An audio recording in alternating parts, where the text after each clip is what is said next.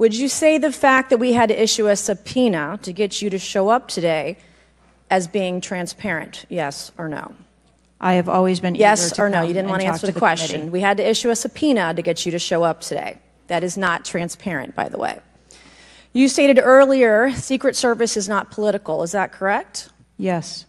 Okay. Would you say leaking your opening statement to Punchbowl News, Politico's Playbook, and Washington Post several hours before you sent it to this committee as being political? Yes or no? I have no idea how my statement got out. Well, that's bull. Have you provided all audio and video recordings in your possession to this committee, as we asked on July 15th, yes or no? I would have to get back to you. That is a no. You're full of today. You're just being completely dishonest. Mr. Chairman, Mr. Chairman, I want to. Come on. We have to maintain decorum in this committee, no matter how upset we get. I appreciate the opportunity to appear before you today.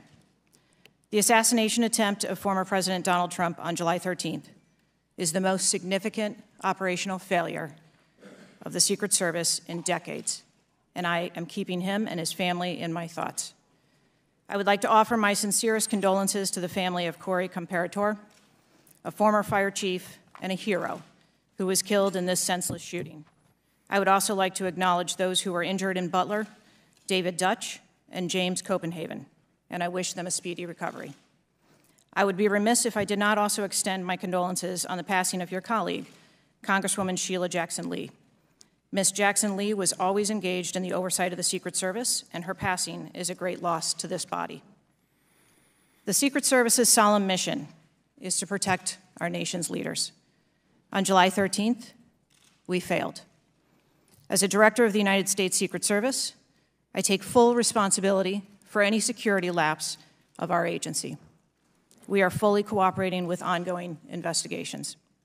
We must learn what happened, and I will move heaven and earth to ensure that an incident like July 13th does not happen again.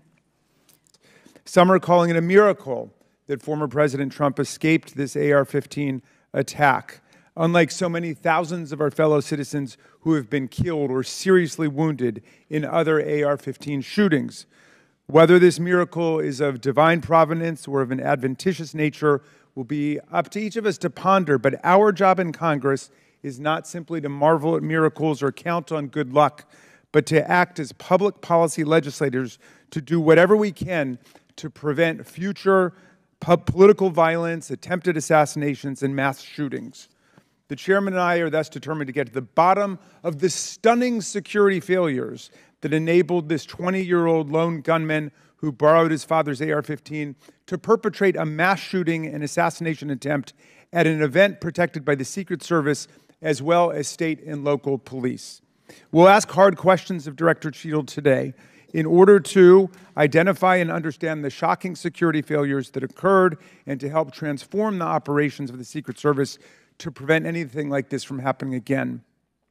But we can't let ourselves off the hook either, dear colleagues. What happened in Butler, Pennsylvania was a double failure: the failure by the Secret Service to properly protect former President Trump and the failure of Congress to properly protect our people from criminal gun violence.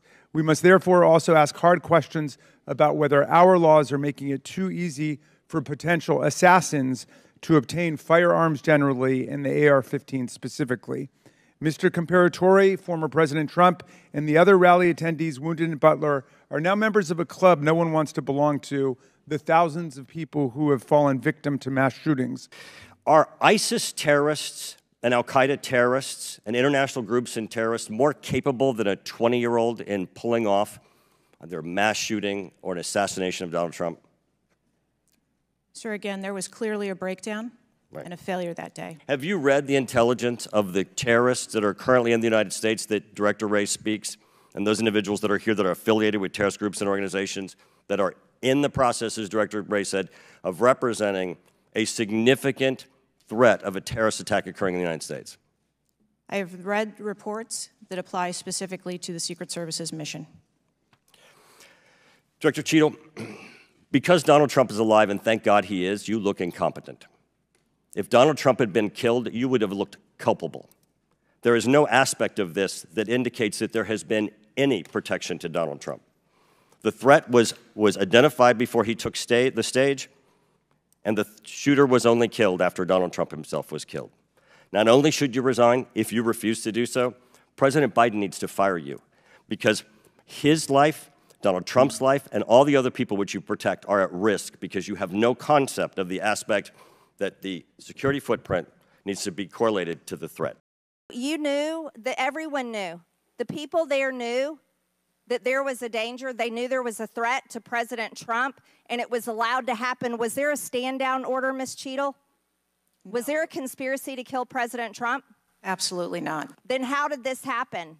And why are you still sitting here not turning in your letter of resignation? People under your command did not consider him to be a threat, yet people in the crowd knew he had a gun and considered him to be a threat. That means that you are a complete failure as the director of the Secret Service, that people under your command don't perceive a man laying on a roof with direct line to the president with a gun. They don't perceive that to be a threat, yet the people in the crowd do. How is that possible? I'm not certain at this time how the information from the people in the crowd was relayed to any law enforcement personnel.